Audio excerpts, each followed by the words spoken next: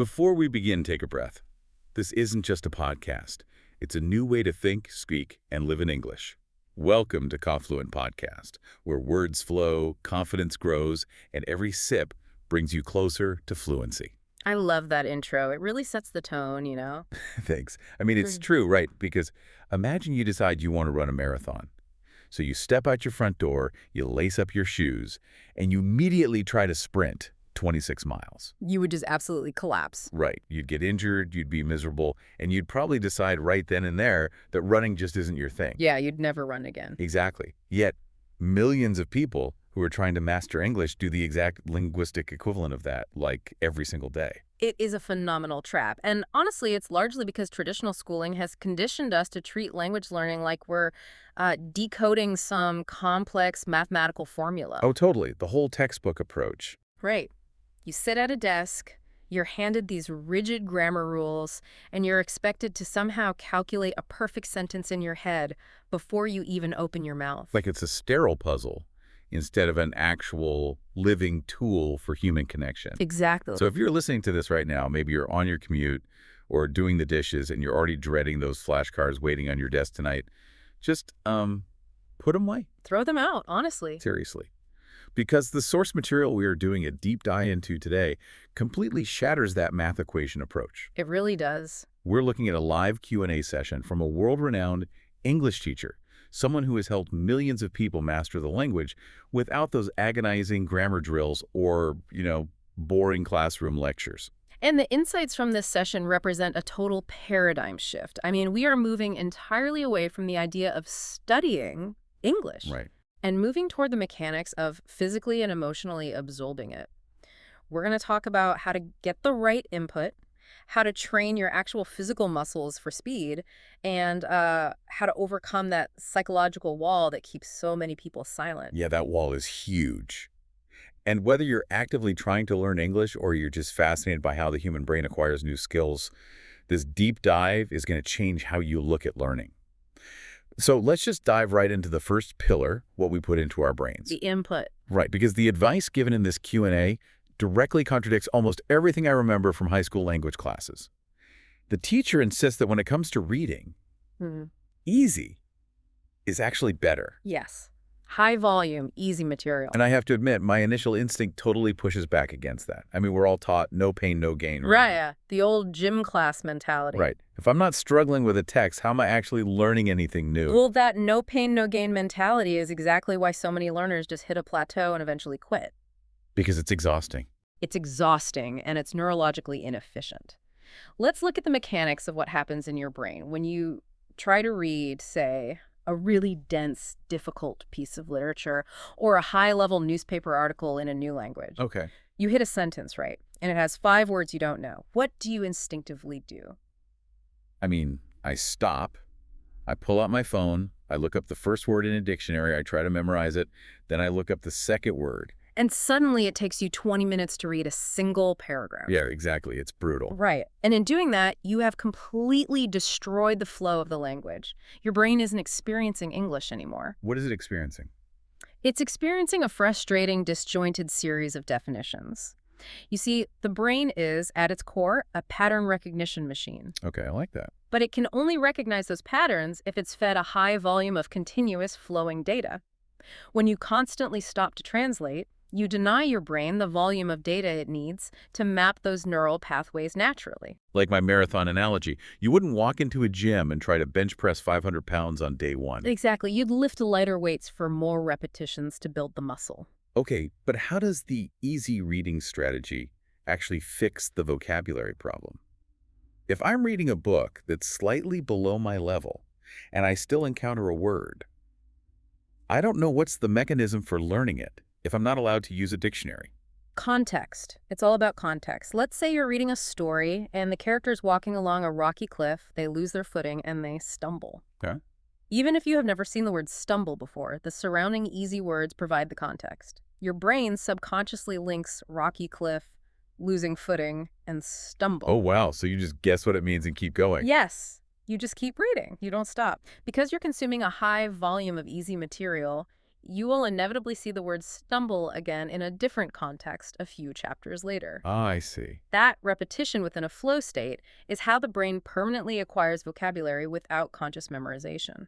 It's acquiring it unconsciously because the cognitive load isn't maxed out. Exactly. You only level up the difficulty when the current material becomes genuinely boring. That makes total sense. But okay, let me throw a wrench into this. Go for it. Let's say you're a listener who has a very specific high-stakes goal. You aren't just learning English to chat at a local coffee shop.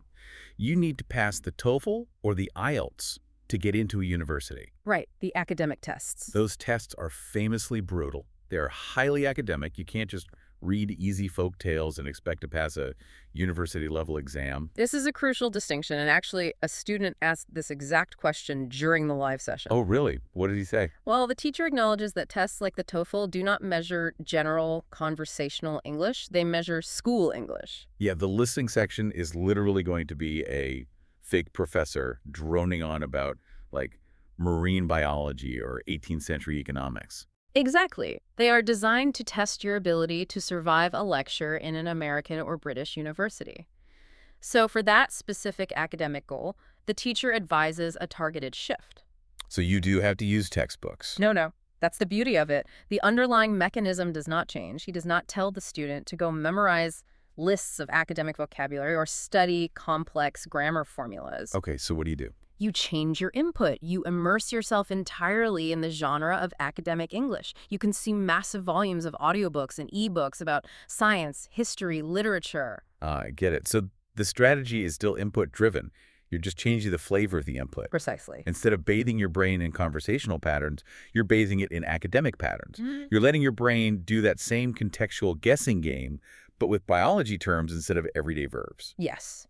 Massive, comprehensible input will always outperform rote memorization because it aligns with how human neurology actually works. Okay, so let's transition a bit.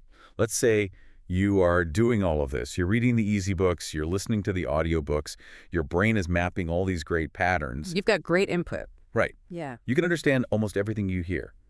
But then you open your mouth to speak, and the words just like crawl out. They're slow, they're clunky. The translation from input to output just isn't happening. Right, the speaking phase. This is where we run into a major misconception about language. What's that? We tend to view speaking as a purely mental exercise. We think of it like searching a database. If we just think faster, we will speak faster. But that's not true. No, speaking is deeply, fundamentally physical. It's like an athletic event happening entirely from the neck up. That is a great way to put it. Because the advice in the source material really caught my attention here. When asked how to talk faster, the teacher didn't say, think faster. He said you need to aggressively work on your pronunciation. Yes. Walk me through the physiological link there. How does sounding better actually make you talk faster? Think about the muscles in your jaw, your lips, and your tongue.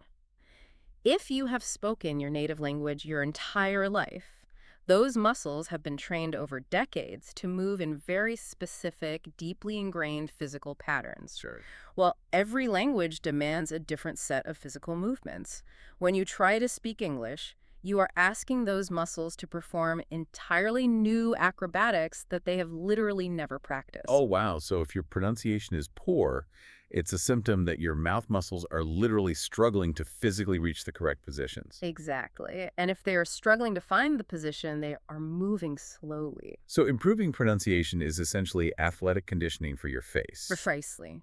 Once the muscles know exactly where to go, the physical friction disappears, and your speaking speed naturally accelerates. That is fascinating. So how do we train them? The Q&A outlines specific techniques to train this muscle memory, primarily something called the shadowing technique. Right, I saw that. What Yeah. exactly is shadowing? It's where you listen to a native speaker, you pause the audio, and you immediately mimic exactly what they said. Like an echo. Yes, but you aren't just repeating the words. You are copying their rhythm, their emotional tone, their exact physical delivery. You're doing a full impression of them. Exactly.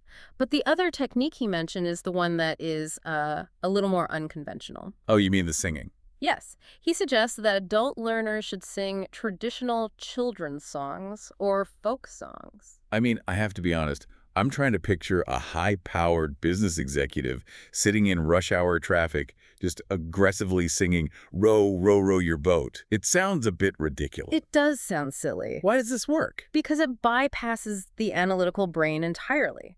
When you sing a song, the rhythm and the melody force your mouth to move at a specific predetermined speed. Oh, you can't slow down to think about it. Right. You cannot stop to analyze the grammar of a lyric without completely ruining the song. That makes a lot of sense. And more importantly, songs teach language in large chunks, rather than isolated words. Your mouth learns to physically tie entire phrases together smoothly, which builds that physical fluency we were just talking about. That's brilliant.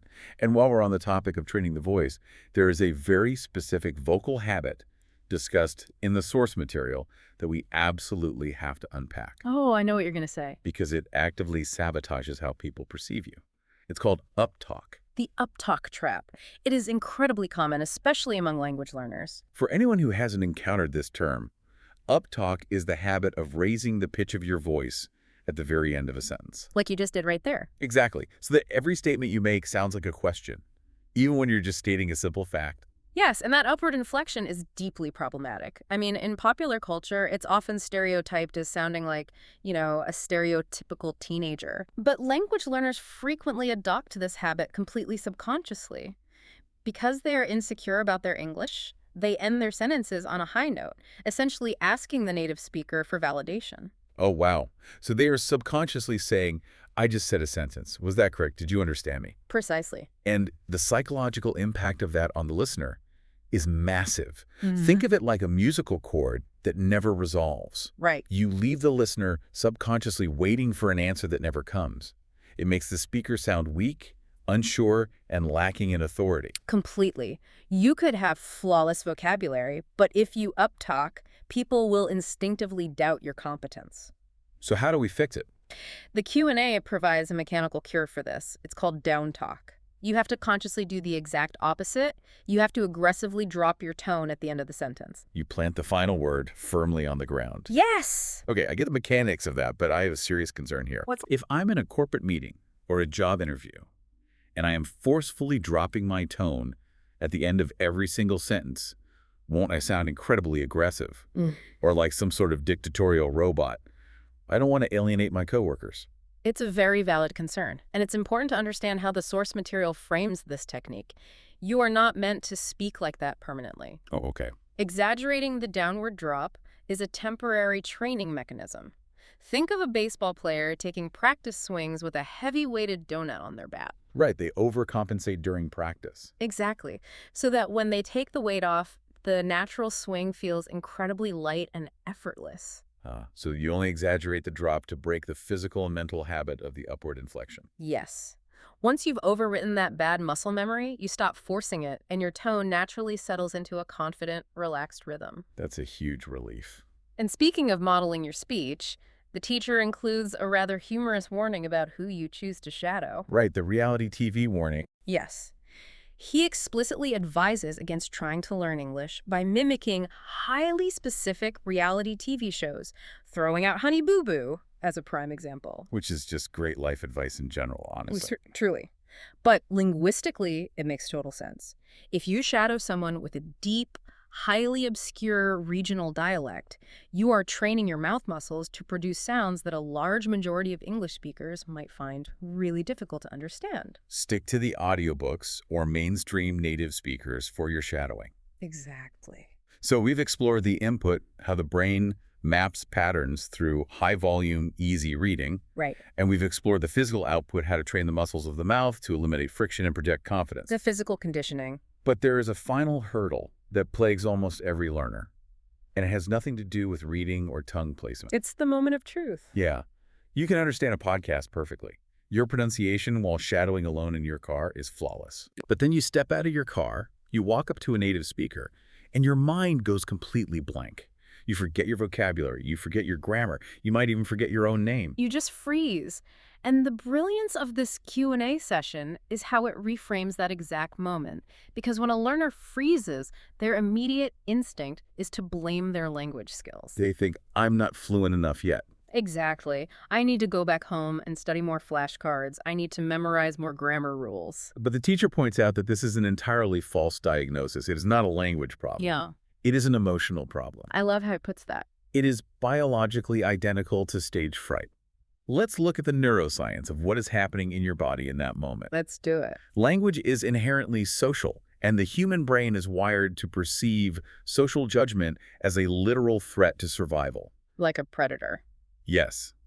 When you feel judged by a native speaker, your amygdala, which is the ancient fear processing center of your brain, completely hijacks your nervous system. It triggers a fight, flight, or freeze response. Exactly. And during that physiological response, blood literally rushes away from the highly evolved neocortex, which is where your complex language skills are stored. Wait, really? The blood literally leaves that part of the brain. Yes, it pumps into your extremities to prepare you to physically run away. You literally cannot access the English you have learned because that part of your brain has been temporarily powered down. That is wild. Which means studying a grammar book to fix this problem is completely useless. The grammar lives in the part of the brain that is currently offline. Exactly. The source material highlights this with a vulnerable personal story from the teacher himself. He talks about his early experiences with public speaking. Right. He admits that he was so terrified he could barely state his own name and job title clearly to an audience, and this is a master communicator we're talking about. It perfectly illustrates that the emotional block happens to everyone, regardless of their linguistic competence. Absolutely. So if flashcards won't fix an amygdala hijack, what is the blueprint for overcoming it? Well, because it is an emotional and physiological problem, it requires a physiological solution. The teacher mentions hacking your physical state, like pumping up your energy, changing your posture before an interaction. But there's a bigger cure, right? Yes, the ultimate cure, the only thing that truly rewires the nervous system, is massive repetition. Exposure therapy. You have to force yourself into that highly stressful situation of talking to people over and over and over again. Yes, the first time, you will freeze. The fifth time, you will stutter. But by the 50th time, your nervous system begins to realize that this social interaction is not a physical threat. You didn't die the last 49 times you spoke English. Exactly. The amygdala stops firing, the blood stays in your neocortex, and suddenly all that vocabulary you mapped through easy reading becomes completely accessible. The situation becomes emotionally trivial. The fear diminishes, not because your English suddenly became perfect, but because the emotional weight of the conversation has been neutralized. And this brings us to a profound, overarching theme from the entire source material. How do you push through the frustration of the input, the muscle fatigue of the shadowing, and the terrifying exposure therapy of actually speaking? Most people rely on motivation and willpower. Which is exactly why most people fail. Willpower is a finite resource. If you treat learning English as a miserable, taxing chore that you have to force yourself to do every day, your willpower will eventually run out and you will quit. The teacher argues that the key is shifting the paradigm from willpower to love. If you truly fall in love with the process, motivation becomes entirely irrelevant. It's just like exercise. We all know people who genuinely love running. They wake up at 5 a.m. in the freezing rain to go for a run. They're crazy, but yeah. Right. Yeah. They don't need a motivational speech or a surge of willpower to get out the door. They do it because they love how it makes them feel. They miss it if they don't do it. And that is exactly the stated goal of the Fluent podcast and its VIP program. Yes, it is. The mission is to fundamentally alter your relationship with the English language. It should no longer be a task you tick off a list. The goal is to make the daily habit so engaging, so deeply tied to topics you genuinely care about, that if you happen to miss a day, you actually feel a void. Exactly. You miss the language. Now, I want to touch on one final crucial detail from the Q&A, because I know there is a listener driving in their car right now thinking, well, this all sounds great for a 20-something with a flexible brain, but I'm 55. My brain is too stiff. I'm just too old to learn a language naturally like this. Ah, the age excuse. Yes. It is the most common psychological barrier adult learners build for themselves, and neurologically, it is completely unfounded. The teacher addresses this head-on, doesn't he? He does. He points out that the process of comprehensible input mapping those patterns through high-volume reading and listening is exactly the same, regardless of whether you're 15 or 65. He even references a prominent guy, a polyglot, who is in his late 60s and is still actively mastering new languages. Yes. And the neuroscience backing this up is fascinating. For a long time, we believed that neuroplasticity, which is the brain's ability to form new neural connections, just sort of stopped in adulthood. But we now know that's false. Entirely false. The adult brain is highly plastic, but it requires novelty and focused attention to trigger that plasticity. Learning a language through context and input provides exactly that intense cognitive workout. It actively forces the brain to build new synapses. It is, quite literally, cognitive anti-aging. It keeps the mind agile and resilient. So not only is it never too late to start, but the very act of learning the language actually turns back the clock on your brain's health. It's a win-win. It really is. So synthesizing all of this, the roadmap we've extracted today is incredibly clear, even if it upends everything we learned in a traditional classroom. Completely upends it. First, you must feed the pattern recognition machine in your brain with high volumes of comprehensible input. Put down the dictionary, stop disrupting the flow, and let context do the heavy lifting. Right. And second, you have to recognize that speaking is an athletic event. Yes. Train your vocal muscles by shadowing native speakers, maybe sing a few folk songs in traffic, and break the weak habit of uptalk by consciously dropping your tone. Plant those words on the ground. And finally, when the stage fright hits, recognize it for what it is, an emotional hijack, not a linguistic failure. You conquer the amygdala through sheer repetition. Yeah. And you sustain that repetition by finding a way to genuinely fall in love with the process. It really changes everything about how you approach a language. It isn't a textbook to be memorized. It's a physical and emotional skill to be lived. Which leaves us with a really fascinating thought to ponder as we wrap up today. It does make you look at your own daily struggles differently. Exactly. If the grand secret to mastering something as incredibly complex as a new language is simply bypassing willpower and falling in love with the process, what other hard skills in your life are you currently treating like a chore? That's a great question. What could you completely master if you just stepped back, threw away the traditional rules, and figured out how to make the daily practice actually enjoyable? Think about that today. Thank you for joining us on this deep dive. Remember to keep your words flowing, keep that confidence growing, and we will see you next time.